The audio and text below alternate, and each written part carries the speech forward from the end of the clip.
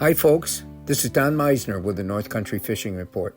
Well, I've tried to, start my reports each week with my own personal experiences because it's the easiest for me to really talk about and let you know what I find out about fishing. So I'm going to start with the quest that I had going to my favorite pond. Now, each year, and especially in the wintertime, I almost dream about going to this little pond that I've been fishing for years and years. It's actually where the water flows from the St. Lawrence River under the road and goes into a pond that's not all that accessible. And as you will discover from this, it's really not accessible. You can't get a boat in there. What you can get is a kayak or canoe, or you can wade like I do. So, for a whole year, I've been waiting, and I decided I'm going to take a few hours and go over to the pond and see if I can catch some northern pike. So over I went. I get my waders on, and they go all the way up to my neck, and I put a belt around my waist to make sure that water, if I do fall in, water doesn't flood inside my waders, and then I could never get up. That can be treacherous and deadly. So if you do wear waders, always remember to cinch them tight.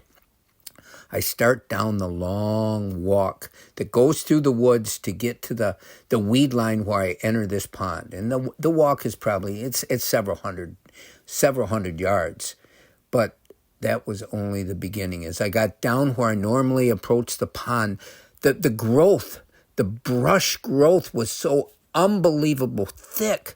I thought to myself, I've never seen this before. In all the years, 30 years of coming to the pond, I've never seen the undergrowth so incredible. I could barely get to the water's edge, and in between, I'm going through absolutely tribes of mosquitoes that saw me as their new adversary, and they were going to get me. So I finally get to the water, and I take my first step, and that's always dangerous because that first step, when you go from land into water, especially mucky water, can be dangerous. You got to do it very gently.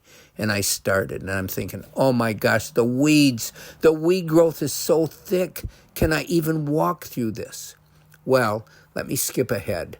I was able to get to the areas that I've always fished, but the weed growth was out 3/4 of the distance I could cast. And then once it hit the open water, my lure would immediately get caught in the weeds. But that wasn't the bad part. The bad part was that there were horseflies or deer flies by the gazillions that chose me as their new target. And even though I had probably 5 different types of bug dope on, they found spots as I would try to cast. I'd see them crawling on my hands that were covered with bug dope, and yet it didn't seem to matter. And I'm thinking the whole time, I got to go back through that unbelievable forest to get home. And all thoughts of catching pike, all thoughts of bass adorning my dreams the next night as I thought back to the wonderful fishing. This was unbelievable.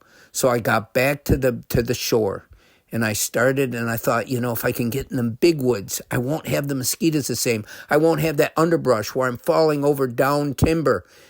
I finally made it back to the car, and I said, you know what? I love fishing. It means everything. But to go through what I went through to catch a couple pike, and lo and behold, I did catch a pike. He was all of 18 inches and skinnier than my fingers. But was it worth it? And normally, anything is worth it to me to get to my favorite place to fish. But this is no longer my favorite place to fish. Everything had changed. The weed growth was worse. The undergrowth was worse. Everything made it so that this isn't the way I want to fish anymore. And I probably won't go back to the pond until things change. Until next time, folks, and I know this isn't a wonderful story, but it's some of the things that we go through to get to the waters that we like to fish. Until next time, this is Don Meissner with the North Country Fishing Report.